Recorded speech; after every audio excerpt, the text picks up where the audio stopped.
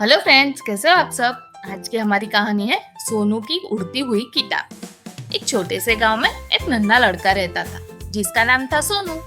सोनू को किताबें पढ़ने का बहुत शौक था। जब भी उसे समय मिलता वह किसी पेड़ की छांव में बैठकर कहानियों की दुनिया में खो जाता। सोनू की नानी शहर से लौट कर आई और उन्होंने सोनू को एक सुंदर सी किताब तोहफे में दी। किताब की जिल्द सुनहरी थी और उस पर रंग बिरंगे पंख बने थे। जैसे ही सोनू ने किताब खोली, एक तेज रोशनी फैली और किताब हवा में उड़ने लगी। सोनू हैरान हो गया, लेकिन डरने की बजाय उसने किताब का पीछा करना शुरू किया। किताब उड़ते उड़ते गांव के बाहर एक सुनसान मैदान में पहुंच गई और वहां रुक गई। जैसे ही सोनू ने किताब को फिर से खोला, वो उसमें खींचता चला गया और खुद को एक अजीब और सुंदर दुनिया में पाया। वहाँ पेड़ बातें कर रहे थे, बादल जमीन पर चल रहे थे और पक्षी किताबें पढ़ रहे थे। एक चमकदार पंखों वाला उल्लू जिसका नाम प्रोफेसर हुहू था, सोनू के पास आया और बोला, यह जादुई किताब सिर्फ उन्हें उड़ाती है जिनके दिल में सच्चा ज्ञान पाने की चाह हो।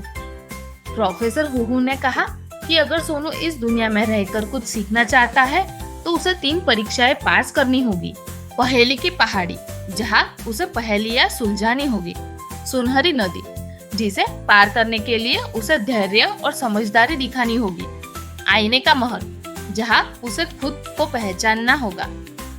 सोनू ने हिम्मत दिखाई और एक एक करके सारी परीक्षाएं पास कर ली।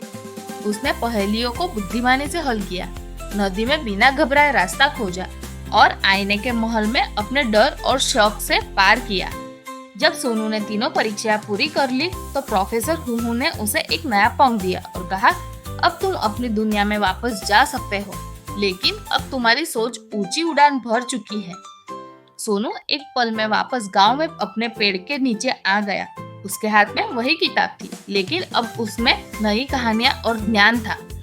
तो बच्चों, हमें इस कहानी से ये सीख मिलती है कि अगर दिल से सीखने की चाह हो तो हर किताब तुम्हें उड़ना सिखा सकती है। तो फ्रेंड्स, आपको ये कहानी कैसी लगी? कहानी अच्छी लगे तो लाइक, शेयर और सब्सक्राइब जरूर करें। Thank you for watching. Have a nice day.